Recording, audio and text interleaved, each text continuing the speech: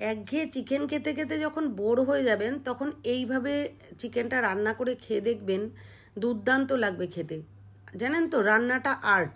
একটু যদি চেঞ্জ করে এদিক ওদিক করে করে দেখি না, তাহলে কিন্তু খেতে অপূর্ব লাগে।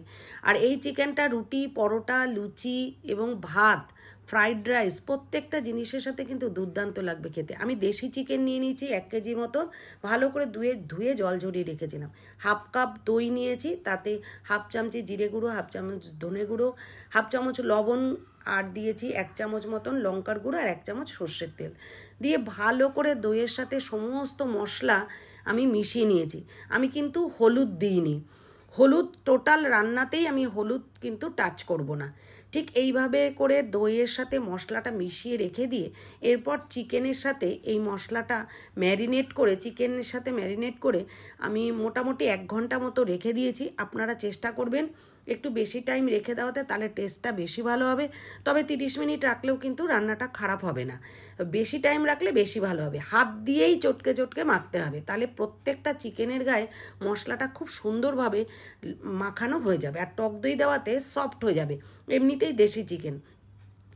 এরপরে মশলাটা সবজিগুলো কেটে নেব। ক্যাপসিকাম কিউব করে কেটে নিয়েছি, একটা বড় সাইজের পেঁয়াজ পাতলা করে কেটে নিয়েছি, একটা টমেটো, কিছুটা রসুন থেতো করে নিয়েছি, কিছুটা গোটা রয়েছে, আদা নিয়েছি, লঙ্কা নিয়েছি 8-10টা, আর পেঁয়াজের পাপড়িগুলো ছাড়িয়ে নিয়েছি। একটা মিক্সিং বলে হাফ মুঠের থেকেও একটু বেশি কাজু বাদাম নিয়েছি, 3 চামচ পোস্ত ভালো করে জল দিয়ে ভিজিয়ে রেখে পেস্ট করে নিয়েছি। সবসময় পোস্তটাকে একটু ভিজিয়ে নিয়ে পেস্ট করবেন, দেখবেন একেবারে স্মুথ পেস্ট হবে। আর ইনস্ট্যান্ট পেস্ট করলে কিন্তু একটু দানা দানা থাকবে। পোস্ত আর বাদামের পেস্টটা সাইডে রেখে দিয়ে ওই বোলের মধ্যেই আদা, রসুন, লঙ্কা, পেঁয়াজ কুচি, টমেটো কুচি দিয়ে ভালো করে একটা স্মুথ পেস্ট আমি তৈরি করে নিয়েছি। এই পেস্টটাও আমি সাইডে রেখে দিলাম। দেখুন খুব স্মুথ পেস্টটা হয়েছে। এরপরে গ্যাসে চলে গেলাম সরাসরি। কড়াইতে তেল দিয়ে, কড়াইটা গরম হলে সর্ষের তেল দিয়ে দিচ্ছি, একটু বেশিই দিয়েছি তেলটা।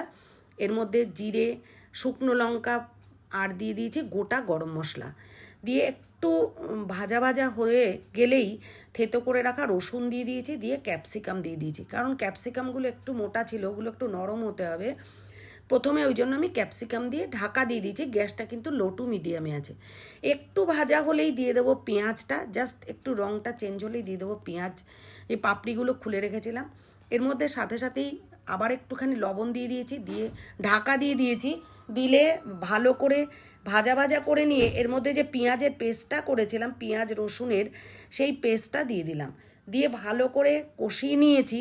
নেওয়ার পর ওই যে ম্যারিনেট করা চিকেনটা দিয়ে দিলাম, দিয়ে ভালো করে আবারও মশলার সাথে মিশিয়ে নিতে হবে।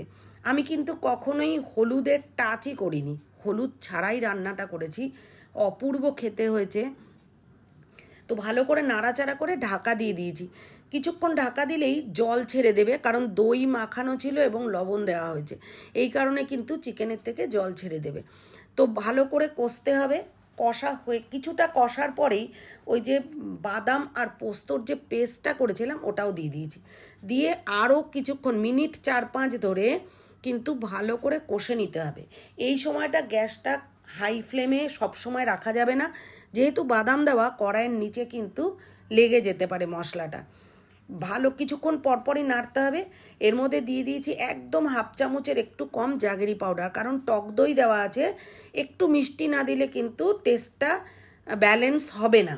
তো ওই জন্য একটু মিষ্টি দিয়েছি। দিয়ে ভালো করে ঢাকা দিয়ে নাড়াচাড়া করে নিয়ে দিয়ে যতক্ষণ না উপরে তেলটা ভেসে উঠছে ততক্ষণ নাড়াচাড়া করে, আর 3-4টে কাঁচা লঙ্কা ফেলে দিয়ে উপর থেকে এই মশলার বাটি চিকেনের যে বাটিটা ওটা ধুয়ে জল দিয়ে দিয়েছি। যতটা আপনারা গ্রেভি রাখবেন ততটাই জল দেবেন। আমি একটু ঝোল রেখেছি, কারণ এটা ভাত দিয়ে, রুটি, পরোটা সব কিছু দিয়ে কিন্তু খাওয়া যাবে।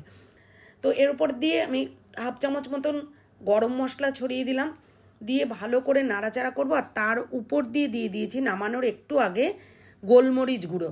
গোলমরিচের যেমন একটা ফ্লেভার আসবে, আর ওর যে ঝালটা না দুর্দান্ত লেগেছিল খেতে চিকেনটা, এর জন্য আপনাদের সাথে শেয়ার করলাম। যারা যারা আমার চ্যানেলটাকে সাবস্ক্রাইব করেছেন তাদের অনেক অনেক ধন্যবাদ, আর যারা এখনও সাবস্ক্রাইব করেননি তারা সাবস্ক্রাইব করে আমার পাশে থাকবেন।